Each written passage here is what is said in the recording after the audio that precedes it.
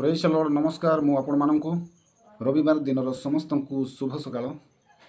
ମୁଁ ଆଶା କରେ ଆପଣମାନେ ଈଶ୍ୱରଙ୍କର ଦୟା ଅନୁଗ୍ରହରେ ସମସ୍ତେ ଭଲରେ ଥିବେ।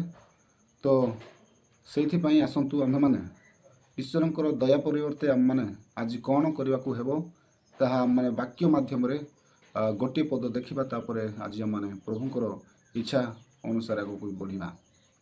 ତ ଚାଲନ୍ତୁ ମୋ ସଙ୍ଗେ ଖୋଲନ୍ତୁ ଗୀତ ସଂହିତା 103 ପର୍ବ ତାର 2 ପଦରେ ଏପରି ଲେଖା ଅଛି। ଦେଖନ୍ତୁ, ହେ ମୋହର ମନ ସଦାପ୍ରଭୁଙ୍କର ଧନ୍ୟବାଦ କର ଓ ତାହାଙ୍କର ମଙ୍ଗଳ ଦାନ ସବୁ ପାଶର ନାହିଁ। ମୋର ପ୍ରିୟ ପ୍ରଭୁଙ୍କର ଲୋକମାନେ, ଈଶ୍ୱରଙ୍କର ଦୟା, ଈଶ୍ୱରଙ୍କର ମଙ୍ଗଳ ଦାନକୁ ଆମମାନେ ପାଶିବାକୁ ହେବ ନାହିଁ।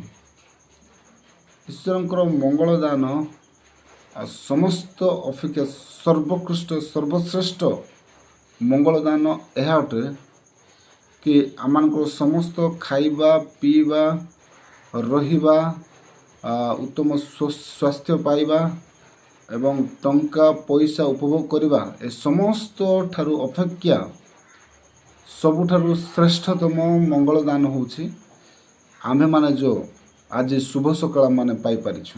ଅର୍ଥାତ୍ ଆମମାନେ ଜୀବିତମାନଙ୍କ ମଧ୍ୟରେ ଜୀବିତ ରହିବା ପାଇଁ ଆମମାନେ ସୁଯୋଗ ପାଇଛୁ। ତାହା ସବୁଠାରୁ ଆମ୍ଭମାନଙ୍କ ପ୍ରତି ଈଶ୍ୱରଙ୍କର ଏକ ମଙ୍ଗଳ ଦାନ ଅଟେ। ତ ପ୍ରିୟ ପ୍ରଭୁଙ୍କର ଲୋକମାନେ, ସେଇଥିପାଇଁ ଆପଣମାନେ ଈଶ୍ୱରଙ୍କର ମଙ୍ଗଳ ଦାନକୁ କେବେ ହେଲେ ପାଶରନ୍ତୁ ନାହିଁ, ଭୁଲନ୍ତୁ ନାହିଁ।